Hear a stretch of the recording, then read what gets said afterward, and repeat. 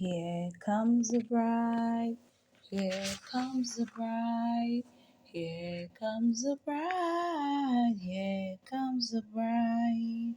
Pa-ra-ra-ra, pa-ra-ra-ra, pa-ra-ra-ra-ra-ra, pa-ra-ra-ra. As Dara held her father's hand, walking down the aisle, only to her greatest surprise, no one was in attendance. No wedding guests, no friends, no colleagues. It was just her family members who graced her wedding occasion. In a peaceful village, Akata in Imo State, there lived a man. Also, he was a wealthy businessman who deals with importation and exportation of cars. He was also a philanthropist. He was married to a beautiful teacher named Asa, and they both were blessed with a son named Nana. It was one fateful evening after they had dinner together at the dining table. Suddenly, Asa slumped. She was quickly rushed to the hospital, only to be pronounced dead.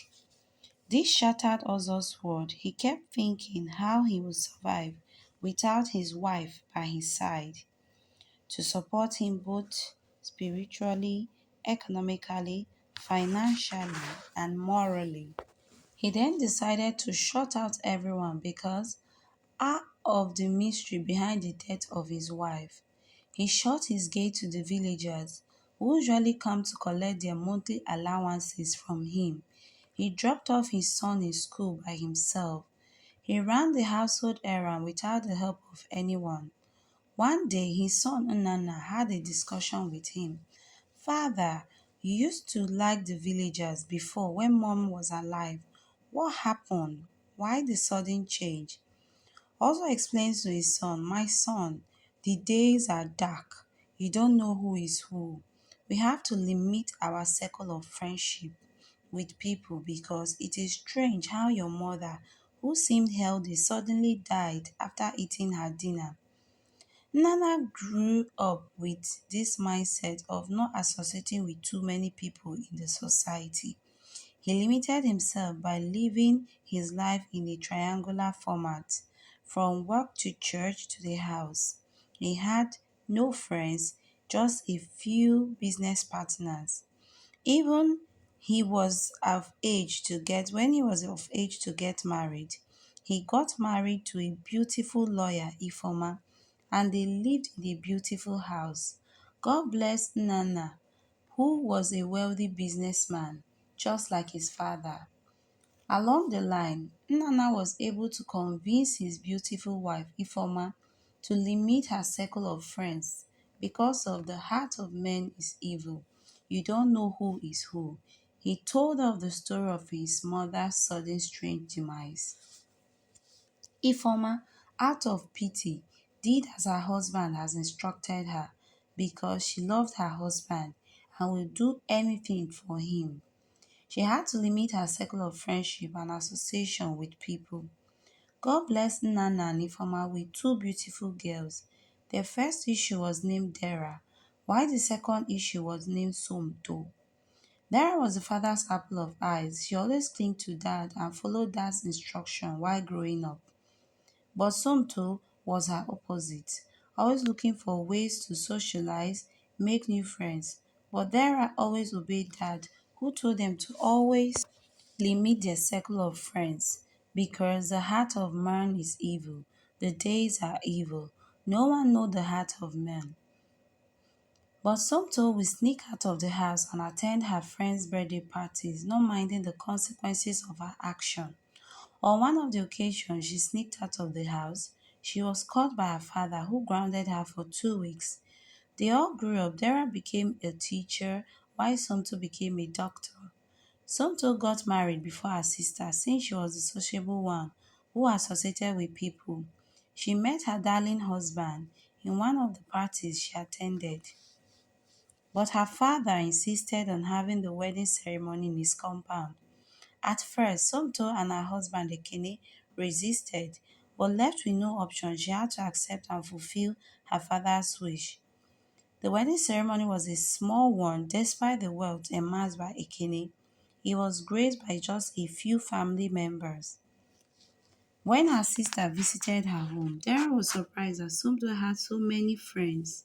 She tried to advise her sister. Remember the words of Dad. What happened to our grandmother? The more reason you should not allow work or colleagues to visit your home because the days are evil. But Somto will tease her sister. Sister me, relax, Joe. Those days are over. I am now a woman of my own. You need to start living life for yourself and not for dad. Dara at her age was still unmarried because she limited her association, did not attend other colleagues' wedding or birthday who invited her. The only wedding she had attended was that of Somto, her sister. Aside work, church, and visiting her parents and sister, the only friend Dara had was Obi, her father's business partner's daughter. Obi always advised Dara to give room to have other friends, that a time will come when she will need these people. But Dara always says it doesn't matter, she's a nice person. Whenever she visited Obi, she only spent just 20 minutes before departing. One day, one of her students introduced her to his uncle Obina, who fell in love with her. They both had mutual feelings for each other. Obina indicated his interest in making Dara his wife. He went ahead to meet Dara's parents, whom after much assessment gave their blessings. Obina told the bride's parents that he wants an elaborate wedding since he comes from a big family. Nana did not object to his decision. He accepted it wholeheartedly. Unknown to Dara that his father at his old age was now welcoming to people, his mindset of limiting his friends changed. He now joined in the men's meeting in church, went ahead to be the harvest committee chairman. He sometimes used his home as meeting venues for some church programs. Dara, in excitement of getting married, went ahead to distribute her expensive asoebi free of charge. She gave her colleagues in the school and her church members all assured her of their presence at her wedding. The D-Day came, Dara dressed in her beautiful wedding dress. Here comes the bride, here comes the bride, here comes the bride, here comes the bride. Pa-ra-ra-ra, pa-ra-ra-ra, pa-ra-ra-ra-ra-ra, pa-ra-ra-ra. As Dara held her father's hand walking down the aisle, only to her greatest surprise, no one in attendance, no friends, no colleagues. It was just family members from both parties who graced the wedding occasion. After the church ceremony, they were joined as husband and wife. Obina asked Dara why her friends, colleagues were not in attendance or they were waiting for her in the reception hall. She nodded yes. On getting to the reception hall, it was empty. Dara was embarrassed and she felt sad. It was just family members in attendance. All the surplus food and drinks would be put to waste as she made a lavish, elaborate provision of food and drinks for her wedding guests. She then knew the value of getting involved in other people's occasions, gracing these occasions when invited. She regretted her action. After their honeymoon, Obina inquired from his wife what actually happened on the day of their wedding. That what happened to all the people she invited? Why did they not show up for her wedding ceremony? Dara started pleading, telling Obina it was all her fault, as per growing up with the mindset that her dad made her to stop associating with people, limiting her circle of friendship because of how sudden and mysterious her grandmother died. She carried the mindset up to her adult age. She did not attend her colleagues' parties, wedding ceremonies, child dedication when invited, and now it has caused her to have a bad turn up at her own wedding day, a day that is supposed to be special.